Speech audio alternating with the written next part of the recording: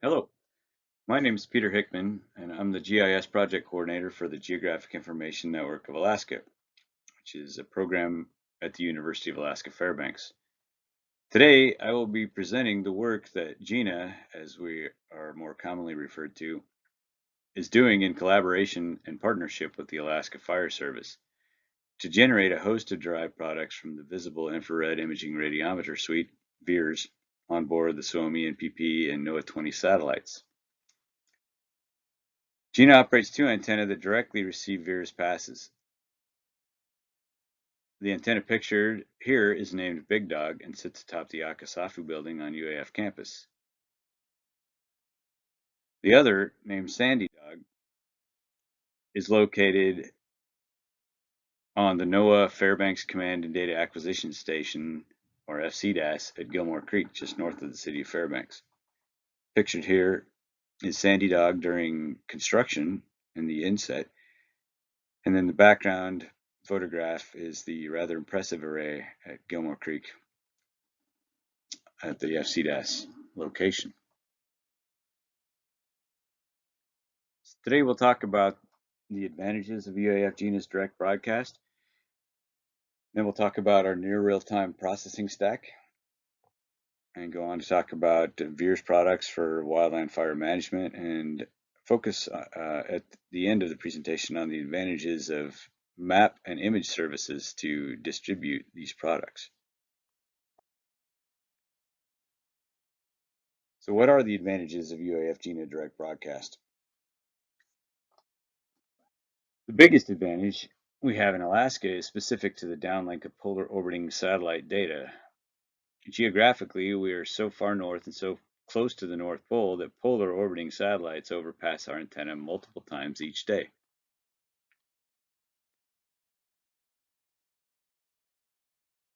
We receive roughly 10 passes of NOAA 20 and 10 passes of Suomi NPP at Gilmore Creek with the Sandy Dog antenna, and then another 7 passes of NOAA 20 and 6 Suomi NPP passes at UAF, totaling 33 VIIRS passes received each day.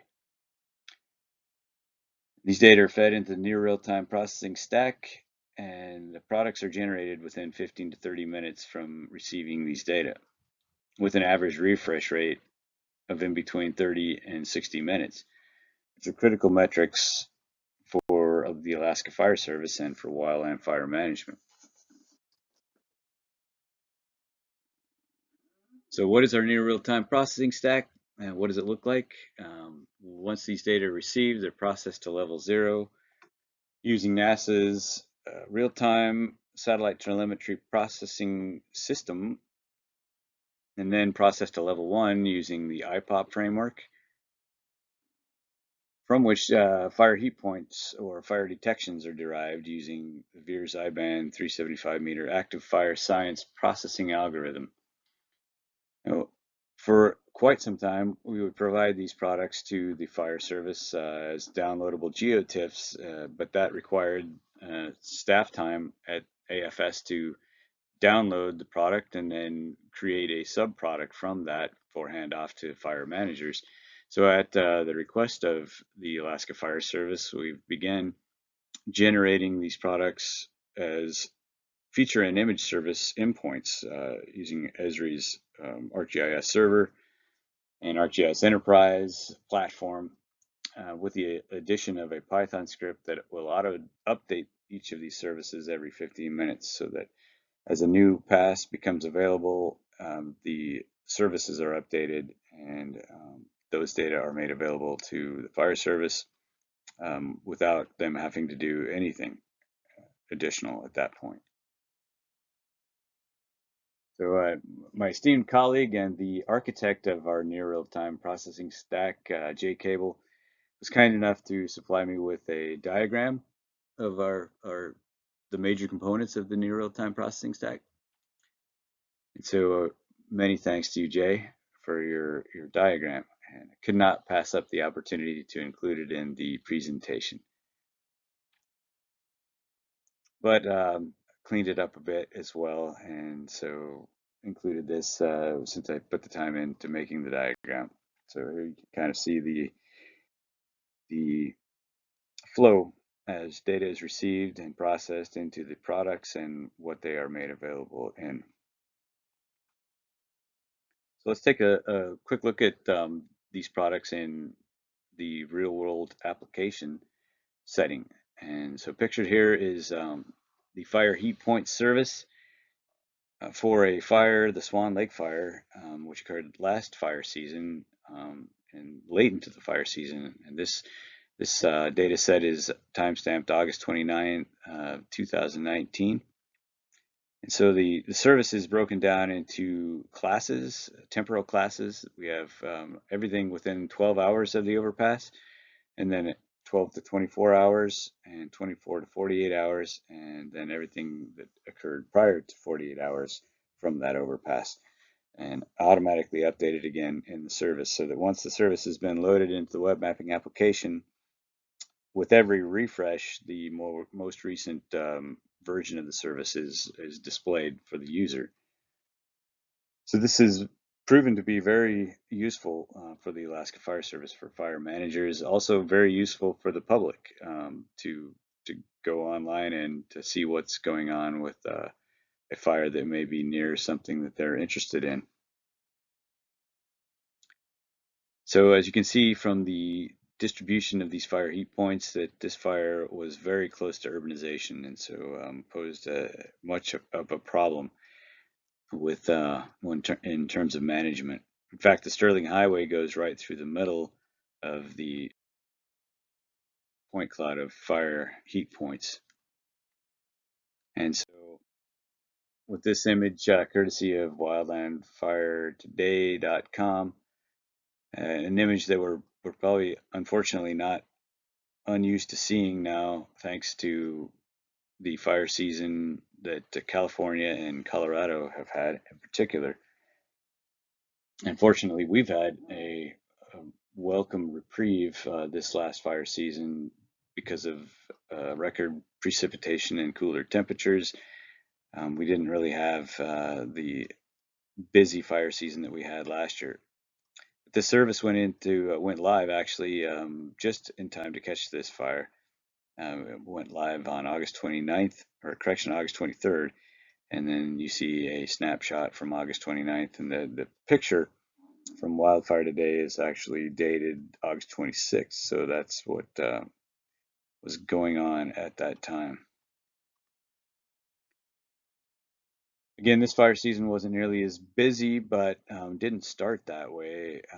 Dry lightning strikes created fire starts early in the year, which provided the overpasses that we needed to start generating these image services to go alongside the point service, which we had generated the year prior. So you see here an example of a fire color image service inside of the AFS Alaska Wildland Fire Information Series web mapping application from June 11th, 2020. So let's zoom into an area that we know contained actively burning fires at that time. Again, the three products that are included in the image service are True Color, Fire Temperature, Fire Color.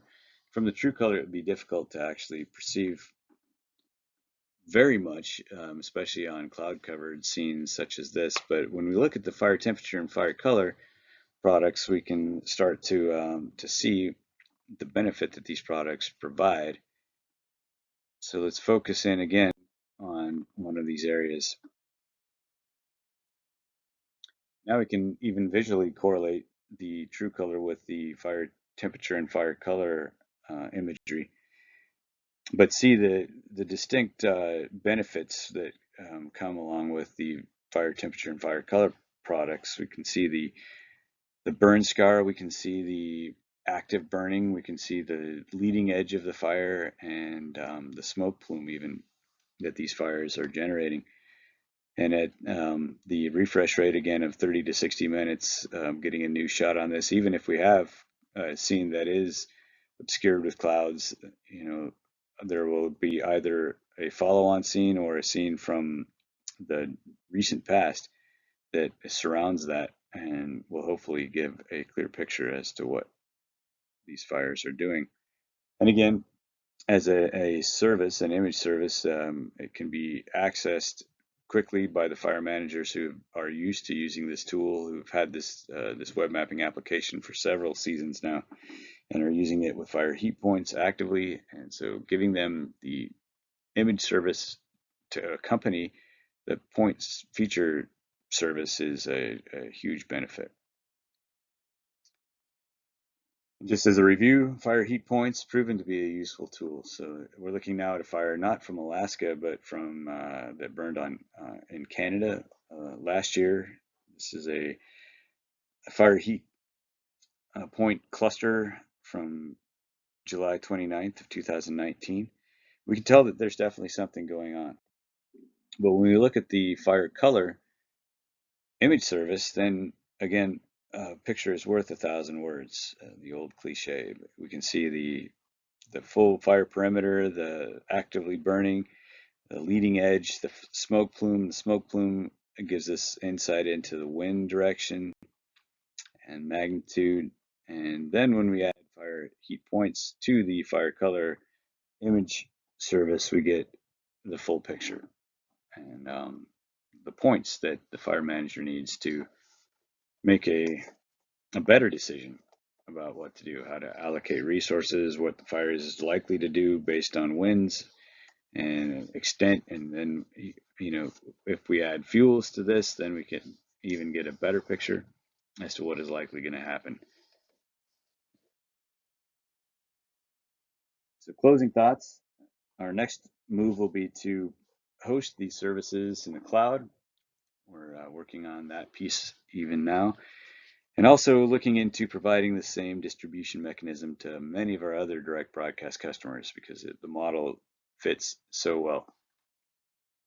And with that, special thanks to the Joint Polar Satellite JPSS program for their support, and to the Alaska Fire Service for the job that they do to protect life and property in Alaska.